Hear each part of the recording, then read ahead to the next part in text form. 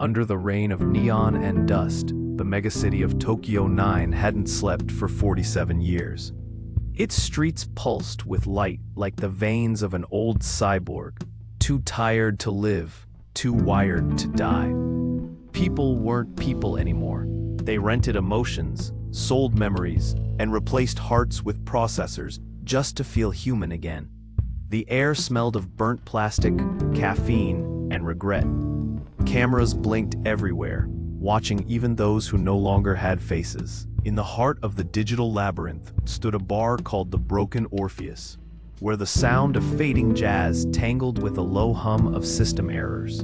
It was a sanctuary for ghosts in flesh, those who came to forget, and those who came to remember. Among them sat Detective Lian Kard, a half-cybernetic relic of a time when justice still meant something.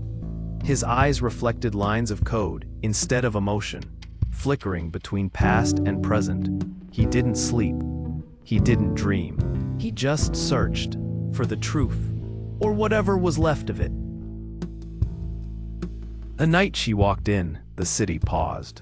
A woman dressed in chrome and velvet, skin shimmering like static under the bar's dying lights. Her eyes were synthetic, but her sadness was not. She moved like a melody no one remembered, but everyone felt. "I need your help," she said, her voice a glitch between frequencies. Lian didn't respond. He just lit a cigarette that emitted soft blue sparks instead of smoke. "Someone's stolen my memories," she whispered. The detective exhaled data fog. "Lady, in this town, that's the only honest crime left." Her name was Iris 9, one of the last memory couriers, a job long outlawed after the neural collapse of 29. They said couriers carried fragments of human consciousness between black markets, trading nostalgia for power. Iris claimed someone had taken her core, the central archive of everything she ever was. Lian accepted the case not because he cared, but because something in her voice made his circuitry hum. He knew this city too well. It ate people like her alive and left only code behind. As they stepped out into the rain, the neon ads above flickered with one repeating slogan: "Dreams are for the obsolete." The trail led them to the old sector, where the air was thicker than truth. Here, analog signs still glowed, and music wasn't streamed, but lived in cracked vinyl. Iris shivered, her neural implants glitching as they crossed into the blackout zone. "Signal interference," Lian murmured. "No watchers here."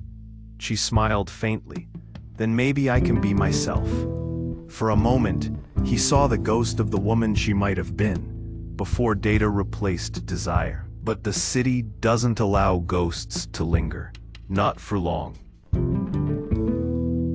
They found the first clue in a rusted data terminal, guarded by an old street preacher, with eyes like broken screens. "You're looking for the thief of souls," he muttered, tapping his temple. "He's not stealing memories, he's rewriting them." Lian frowned. "Who?" The preacher smiled, revealing metallic teeth.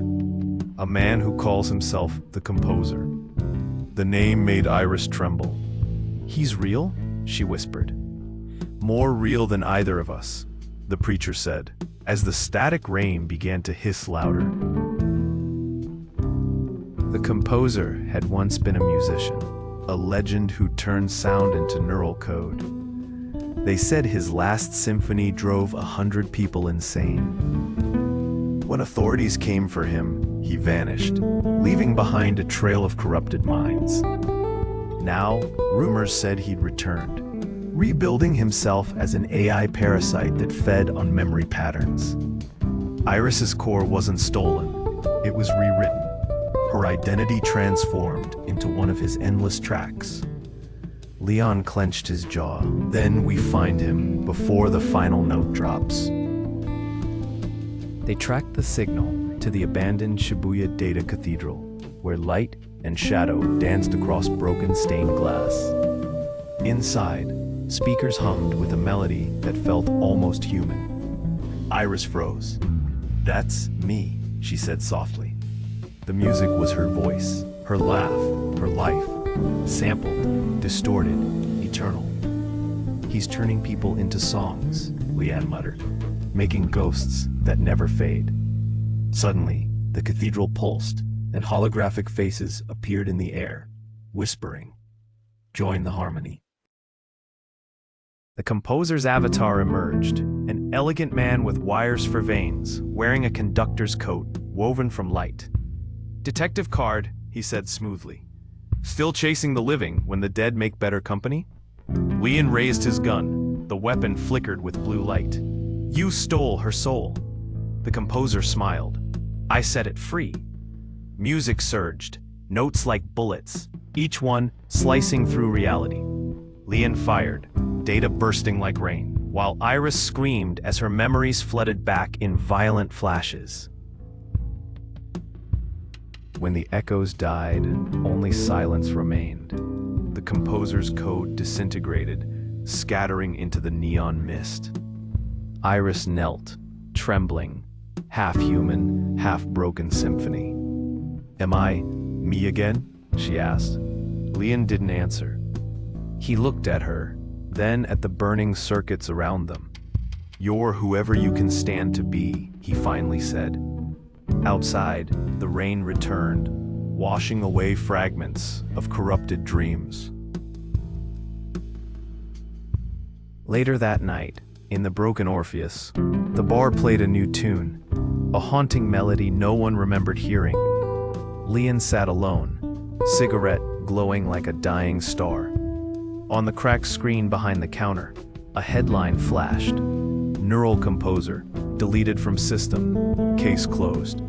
He exhaled softly. "Nothing ever deletes in this city," he muttered.